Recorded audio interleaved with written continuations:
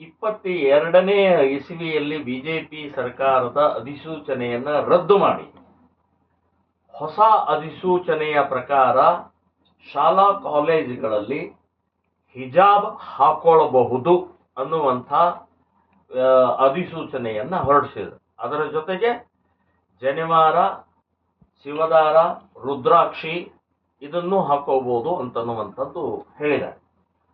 ನಾನು ಹೇಳೋದು 40 ವರ್ಷದ ಹಿಂದೆ ಕಾಂಗ್ರೆಸ್ ಸರ್ಕಾರನೇ ಇಡೀ ದೇಶದಲ್ಲಿ ಒಂದು ನಿಯಮ, ಒಂದು ನೀತಿ, ಸಮಾನತೆ, ಏಕತೆ ಇರಬೇಕು, ವಿದ್ಯಾರ್ಥಿಗಳಲ್ಲಿ ಭೇದ ಭಾವ ಇರಬಾರ್ದು, ಶ್ರೀಮಂತರು, ಬಡವರು, ರೈತರು, ಕಾರ್ಮಿಕರು, ಅಸ್ಪೃಶ್ಯತೆ, ಹಿಂದೂ, ಮುಸ್ಲಿಂ, ಕ್ರಿಶ್ಚಿಯನ್ ಇದು ಯಾವುದೂ ಇರಬಾರ್ದು ಅಂತ ಹೇಳಿ ಯೂನಿಫಾರ್ಮ್, ಸಮವಸ್ತ್ರ ಅಂದ್ರೆ ಸಮಾನತೆ, ಅಲ್ಲಿ ಯಾವುದೇ ರೀತಿಯ ವಿದ್ಯಾರ್ಥಿಗಳಲ್ಲಿ ಭೇದ ಇಲ್ಲದಂತ ಇರಬಾರ್ದು ಅಂತನ್ನುವಂಥ ದೃಷ್ಟಿಕೋನದಿಂದ ಕಾಂಗ್ರೆಸ್ ಸರ್ಕಾರನೇ ಮಾಡಿತ್ತು. ಇವತ್ತು ಕಾಂಗ್ರೆಸ್ ಸರ್ಕಾರವೇ ಅದನ್ನ ಮುರಿದು ವಿಷ ತುಂಬುತ್ತಾ ಇದೆ. ಇವತ್ತು ಇವರು ಹೇಳೋದು ಹಿಜಾಬ್ ಹಾಕೋಬಹುದು, ಹಿಜಾಬ್ ಹಾಕೊಂಡ ತಕ್ಷಣನೇ ಗೊತ್ತಾಗತ್ತೆ ಇವಳು ಮುಸ್ಲಿಂ ಅಂತ ಹೇಳಿ, ಭೇದ ಅಲ್ಲೇ ಪ್ರಾರಂಭ ಆಗತ್ತೆ. ಸೊ ಜನಿವಾರ ಮತ್ತು ಶಿವದಾರ, ರುದ್ರಾಕ್ಷಿ ಹೊರಗಡೆ ಕಾಣೋದಲ್ಲ ಅದು. ಮತ್ ನೀವೇನ್ ಬಹಳ ದೊಡ್ಡ ಉಪಕಾರ ಮಾಡ್ತಾ ಇದ್ದೀರಿ, ಹಾಕೋಬಹುದು ಅಂತ ನೀವ್ಯಾರು ಹೇಳೋದ್ರಿ? ಸಾವಿರಾರು ವರ್ಷದಿಂದ ಧಾರ್ಮಿಕ ವಿಧಿ ವಿಧಾನ ಪ್ರಕಾರ ಶಾಸ್ತ್ರೋಕ್ತವಾಗಿ ನಡ್ಕೊಂಡು ಬಂದಂತ ಆ ಶಿವದಾರ ಇರ್ಬೋದು, ಜನಿವಾರ ಇರ್ಬೋದು, ರುದ್ರಾಕ್ಷ ಇರ್ಬೋದು, ಏನು ಉಪಕಾರ ಅಲ್ಲ ನಿಮ್ದು.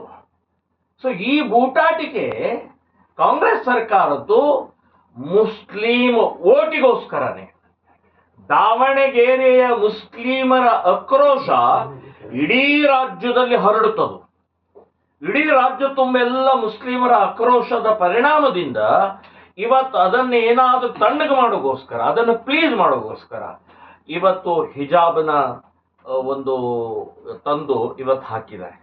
ಓನ್ಲಿ ಮುಸ್ಲಿಮರಿಗೋಸ್ಕರ ವಿದ್ಯಾರ್ಥಿಗಳೆಲ್ಲ ಭೇದ ನಿರ್ಮಾಣ ಮಾಡ್ತಾ ಇದ್ದಾರೆ, ವಿಷ ತುಂಬ್ತಾ ಇದ್ದಾರೆ. ಇವತ್ತು ಈ ರೀತಿಯ ಸಂಘರ್ಷಕ್ಕೆ ಕಾರಣ ಆಗ್ತಾ ಇದ್ರಿ.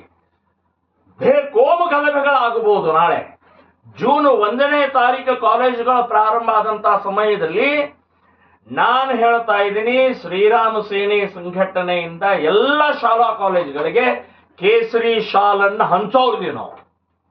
ನೀವು ಹಿಜಾಬ್ಗೆ ಅಲೋ ಮಾಡಿದರೆ ಕೇಸರಿ ಶಾಲವು ಕೂಡ ಅಲ್ಲಿ ಒಳಗಡೆ ಅಲೋ ಮಾಡಬೇಕಾಗತ್ತೆ.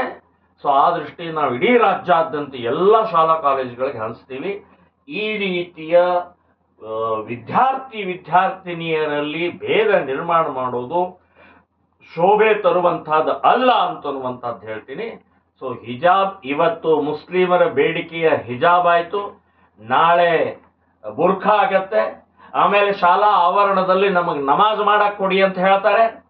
ಹೀಗೆ ಒಂದೊಂದಾಗಿ ಒಳಗಡೆ ಇವತ್ತು ಅತಿಕ್ರಮಣ ಮಾಡುವಂತಹ ಮಾನಸಿಕತೆ ಮುಸ್ಲಿಮರದಿದೆ. ಸೊ ಅದಕ್ಕೆ ನೀವು ಅವಕಾಶ ಮಾಡಿಕೊಡ್ತಾ ಇದ್ದೀರಿ, ಇದನ್ನು ನಾವು ಒಪ್ಪಲ್ಲ.